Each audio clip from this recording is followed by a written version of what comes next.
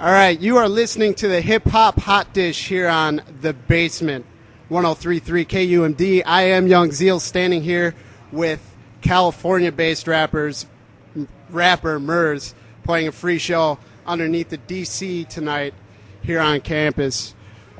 How was where'd you coming from? How was the trip in? Oh, it's been a long morning, man. I've come from California. It's 8? Been up since six this morning. Drove straight here, so no rest yet. Got to fly out at 6 tomorrow morning. It's hard work, man. You had a busy summer starting with your own Paid Dues Festival. How did that turn out for you this summer? Oh, man, it was great. We had a lot of fun, brought together the hip-hop family, contrary to what's been a buzz on the internet. Paid Dues and Rock the Bells brought a lot of good people together, and at the end of the day, we all had a great time, and I think the fans had a great time. Rest in peace to Rock Raider and By 10 from Slum Village. They were on the tour with us this summer, and we had a great time with all of them and all the fans. You also opened up for Tech Nine and with his guys, Chris Calico and Cut Calhoun, in the early part of the summer. How'd that go?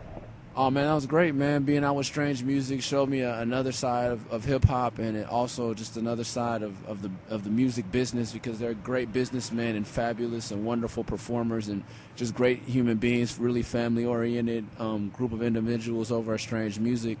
And I was happy that they took us along, man. It was an eye-opening experience. Well, it was definitely a good show. I caught it, and I enjoyed it a lot.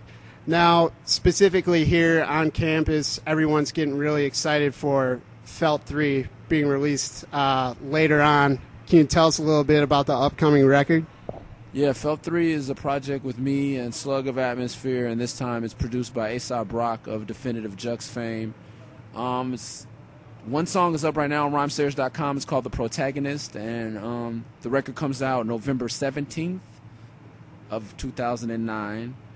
It's a tribute to Rosie Perez, and there will be 21 tracks. So it's the longest Felt record we ever done. I think it's the longest record either one of us has done. I think Seven's Travels is just as long. But, yeah, it's one of the longest records Slug or I or A$AP have ever put out. And I think it's a lot of fun. It's a little darker than the last couple ones. But, I mean, it's like, it's really what you expect when you hear all the names. It's Felt meets Def Jux this time. So it should be interesting to see what people think. Now, working with A$AP Rock, how has that been different than the previous two Felt albums? It was like a mix between the last two. Like, the first one was Grouch, and he really just gave us beats, and me and Sean wrote it at my house, and we drove in every day and recorded songs, and then went home and wrote new songs, drank some beer, he drank some coffee, smoked some cigarettes.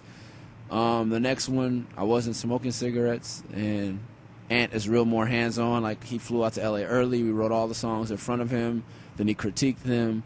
Then we went and recorded the 4-track versions at his house in Minneapolis. Then we went to the studio in Minneapolis and recorded the songs and left out a lot of the BS. You know what I mean? Felt 3 was more of us getting the beats from A$AP Rock, picking which beats we like, pitching.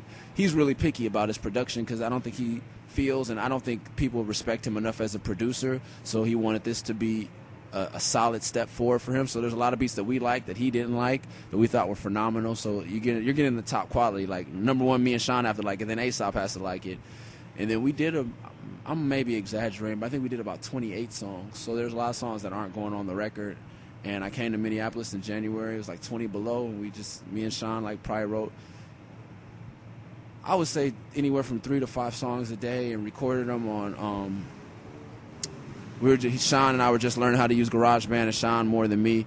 And then we sent them all to A$AP. A$AP mixed those, arranged them how he thought he'd be arranged, told us the songs that he thought sucked, told us the beats he thought sucked. We put some new songs or some new beats, and we went to San Francisco, and then we just stayed there for a week and recorded all the final versions and the skits and everything. Then we all went home, and it's been a long process.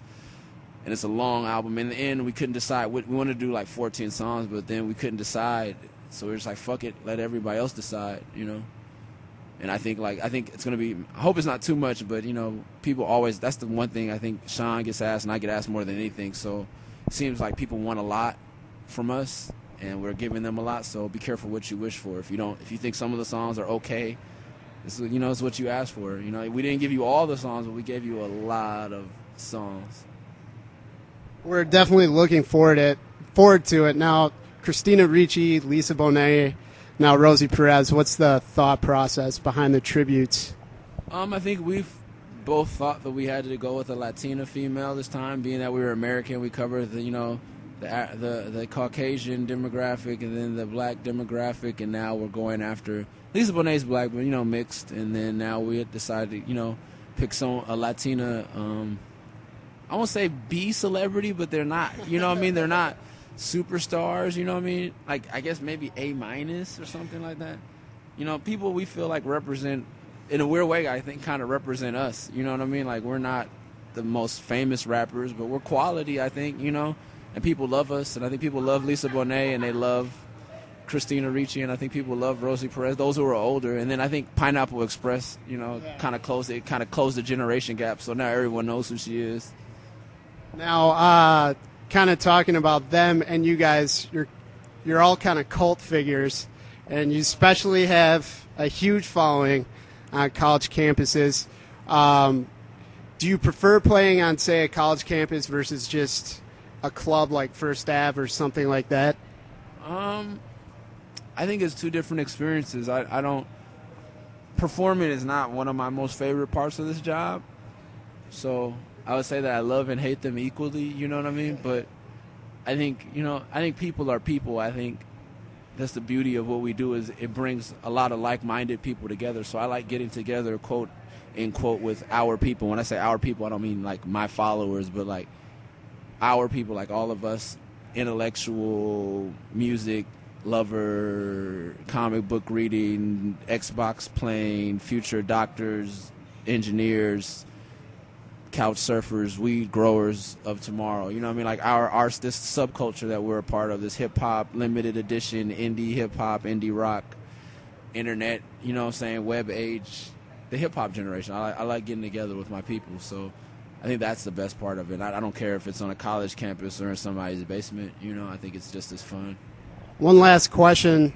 Yes, we're looking forward to Felt 3, but you are going to kind of jump a genre line with the Invincibles coming up pretty soon here. Can you tell us a little bit about that? When I was on Warner Brothers, and like Sean and I both record so much music. He has a Sad Clown Bad Dub thing, and with Warner Brothers I wasn't really allowed to do many side projects, but I've been working for about a year and a half on this punk rap rock project, which is so dangerous because it could go so awfully wrong, you know what I mean? So, like, I always liked the energy of Limp Bizkit and Korn, but I felt like they didn't have the best lyricists or the best rappers involved with it. You know what I mean? I'm a Fred Durst fan, but, it was bashed by critics and stuff. So I found this punk band that did punk rock, and I do rap, and we both appreciate each other. So I said, why not try it? It's dangerous. We could shoot ourselves in the foot. It could be horrible, but it was nice working with the band, And then at the same time, I did an electro record, you know what I mean? Because I feel like I'm a big, I'm a fan of Kid Cudi and all this, like, more electro and Chip the Ripper and stuff. But I just wanted to bring my storytelling and my, I think my lyrical prowess, if I will, to that type of music, that feel. So I did one like that. It's called Melrose. And then I have another EP called Varsity Blues 2, and I'm releasing them all on the same day. And it'll be on iTunes, hopefully. And shout out to Alex Luke, who might help me, and Ted Chung and all my management that helped me get on iTunes. But other than that, man, I'm just taking it back to calling Fifth Element or calling Amoeba or calling Electric Fetus and saying I have these CDs for sale. We pick up 5 or 10 and just really just taking it back, man, to just getting music to people. And if people want to steal it online, that's great. I had 3 very different moods and ideas that I've been working on for the past 2 years, and I don't need to go on a press junket or like make posters. I just wanted to be out, and if people like it, they're gonna be like $7. Go pick one up. Go pick up the Felt record, and just I want to put out music. I'm a big Salvador Dali fan, and he did sculpture, he did film, he did paintings, he did oil, he did pencil sketches. I have all kind of shit I want to throw out. So this year I'm just gonna keep putting out records until people tell me to stop, and then I'll keep going for about 3 months after that, and then I'll stop. All right, sounds really cool. Thanks for the interview, and we're looking forward to the show tonight. Awesome. Oh, yeah, Twitter and all that stuff, /Murs, or soon MursWorld.com, and hit me up. Let me know what you think of the music. Let me know what you think of the shows. Come out and see us. Atmosphere. Brother Ali has a new record coming out Tuesday. Make sure you go get that. Yeah. keep supporting good hip hop. Raekwon, Slaughterhouse. There's a lot of good stuff. Peter Bjorn, Scarlett Johansson, whatever. Enjoy music. Enjoy your life. Thank you. Thanks, Murs.